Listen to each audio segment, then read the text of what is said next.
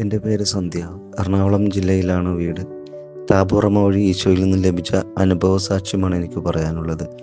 3 വർഷങ്ങൾക്ക് മുൻപ് ഒരു 50 നോയമ്പ് കാലം സിസ്റ്റർ കൊച്ചു ത്രേസ്യയുടെ വാക്കുകൾ ഓർക്കുന്നു. ഈ നോയമ്പ് കാലം ഈശോയ്ക്ക് നമുക്ക് എന്ത് കൊടുക്കാൻ കഴിയും എന്ന്.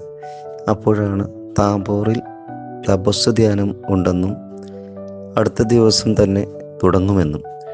ഒന്നും ഞാൻ ആലോചിച്ചില്ല, ജോലിയോ സാമ്പത്തികമോ ഒന്നും. ശനിയാഴ്ച അതിരാവിലെ പുറപ്പെട്ടു താബോറിലേക്ക്. ആദ്യ രജിസ്ട്രേഷൻ എൻ്റേതായിരുന്നു. ധ്യാനം തുടങ്ങി, നന്നായി പ്രാർത്ഥിച്ചു. ആദ്യ ദിവസം കടന്നുപോയി. ഈശോയ്ക്ക് ഒന്നും കൊടുക്കാൻ സാധിച്ചില്ല.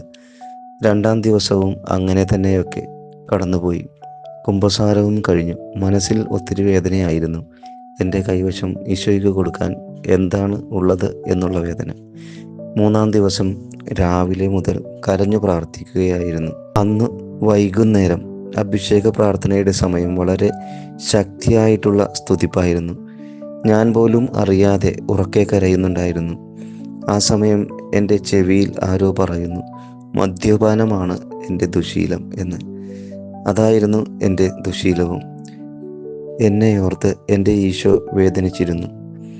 പെട്ടെന്ന് തന്നെ ഞാൻ കണ്ണു തുറന്നു. ആ സമയം ഞാൻ കണ്ടത് എനിക്ക് വേണ്ടി ക്രൂശിതനായ എൻ്റെ ഈശോയുടെ കുരിശു രൂപത്തിൽ മുഴുവൻ രക്തത്തിൽ നിറഞ്ഞു നിൽക്കുന്നതാണ്.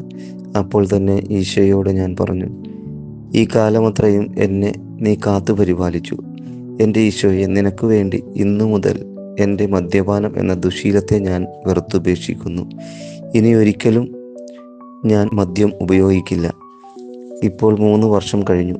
ഇനി എൻ്റെ ജീവിതം അവസാനം വരെയും എൻ്റെ പൊന്നു തമ്പുരാനെ ഞാൻ വേദനിപ്പിക്കില്ല. എനിക്ക് ഈ കൃപ നൽകി എന്നെ ചേർത്ത് പിടിച്ച താബോറമ്മയ്ക്ക് 1000 നന്ദി.